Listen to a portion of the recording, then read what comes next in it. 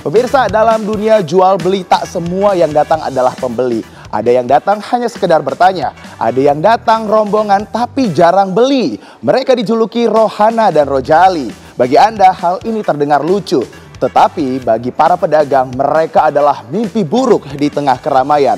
Lalu apa dampaknya bagi pelaku usaha kecil? Tim Metropolitan menelususinya untuk Anda.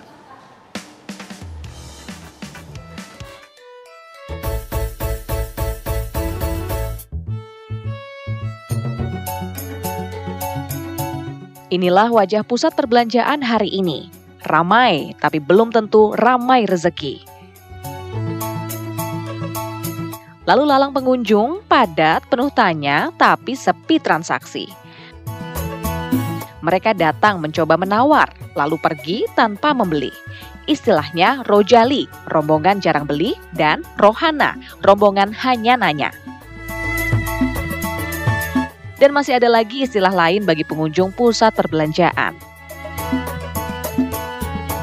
Ramai datang, banyak tanya, bahkan sempat hingga mencoba, namun ujung-ujungnya bilang, muter-muter dulu ya kak. Mereka disebut dengan Rojali dan Rohana atau rombongan jarang beli dan rombongan hanya nanya. Saat ini saya sedang berada di Pasar Tanah Abang, Jakarta Pusat untuk melihat langsung bagaimana respon pedagang tentang istilah tersebut. Ikuti saya. Istilah Rojali dan Rohana beredar luas di media sosial. Awalnya hanya candaan pedagang online, kini jadi istilah yang menggambarkan perilaku konsumen kekinian. Iya, sebelumnya udah lama sih kata Rojali dan Rohana itu. Apa itu coba jelaskan? Rojali itu rombongan jarang beli, Rohana rombongan hanya nanya-nanya. Tanah Abang paling banyak. Iya.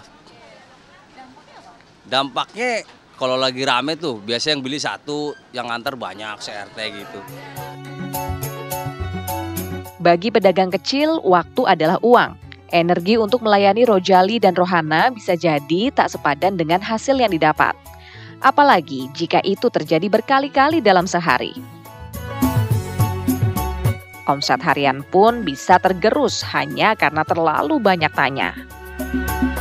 Udah milih-milih di kita, milih-milih coba-coba, akhirnya mbak saya lihat-lihat dulu ya, muter-muter dulu, akhirnya nggak datang lagi. Iya.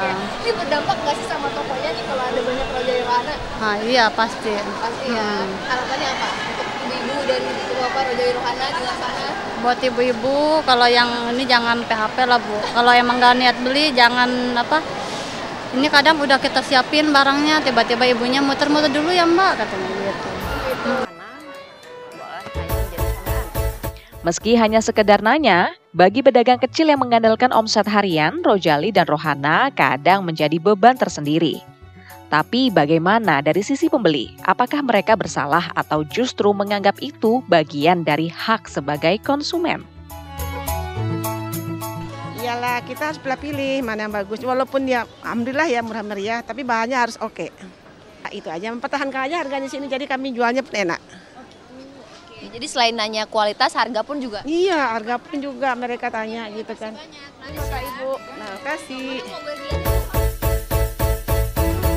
Di era digital, konsumen banyak pilihan. Mereka terbiasa membandingkan harga, kualitas, dan layanan sebelum membeli. Tapi tak jarang kebiasaan ini menjadi beban psikologis bagi para pedagang kecil. Apalagi jika mereka mengandalkan platform online yang penuh chat masuk tapi nihil transaksi. Selain itu, sebagian dari kelompok ini ada juga pedagang tempat lain yang datang untuk mencari referensi dan harga terbaik. Ya, kebanyakan kan baru main-main gitu, Neng. Sekalian main, jalan-jalan, cuci mata gitu. Kalau kita makan emang buat jual lagi ya. Jadi kita mah belanja cari yang model bagus, terutama bahannya gitu, Neng. Yang adem. Ibu-ibu sekarang kan yang penting bahannya nyaman gitu. Jadi yang kalem-kalem, yang buat tua muda masuk. Bagi pelaku UMKM, meladeni semua pertanyaan pembeli adalah bagian dari usaha. Namun di tengah kompetisi ketat dan margin keuntungan yang kecil, fenomena Rojali dan Rohana justru menambah tekanan emosional. Apakah ini bisa dianggap sebagai bagian dari dinamika pasar? Fenomena masyarakat hanya lihat-lihat saja di pusat perbelanjaan, rekreasi, hiburan keluarga tanpa melakukan pembelian barang sekunder dan tersier, ini ada beberapa indikasi. Salah satunya adalah daya beli masyarakatnya memang sedang turun.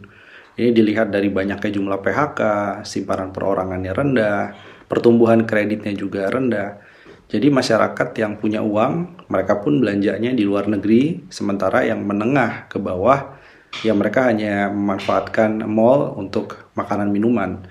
Tapi dalam proses transisi menjadi leisure economy atau ekonomi yang basisnya adalah rekreasi dan hiburan di pusat perbelanjaan, ini tugas pemerintah untuk selain meningkatkan daya beli masyarakat, tapi juga harus bisa menginisiasi bazar, festival, sehingga yang kelas menengah yang masih punya uang itu tertarik untuk berkunjung ke mall. Ada night sales misalnya, dan pusat perbelanjaan juga harus lebih inovatif untuk menarik lebih banyak tinen di sektor makanan, minuman, dan hiburan keluarga.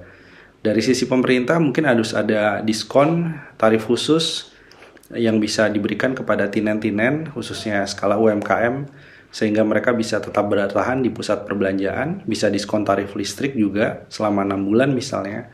Tapi di sisi yang lain, harus ada level of playing field yang lebih adil antara para pedagang platform e-commerce dengan para penjual yang ada di pusat perbelanjaan. Karena biaya operasionalnya tentu berbeda dan aturan mainnya harus lebih jelas, sehingga tidak terjadi ketimpangan antara mereka yang berjualan di tinen, di pusat perbelanjaan atau mall dengan mereka yang melakukan perdagangan secara online. Antara keinginan untuk hemat dan hak bertanya, pembeli merasa wajar menelusuri banyaknya pilihan sebelum memutuskan membeli. Namun bagi penjual, interaksi tanpa transaksi tak selalu mudah diterima. Dari sinilah tarik-menarik emosional antara dua pihak terjadi.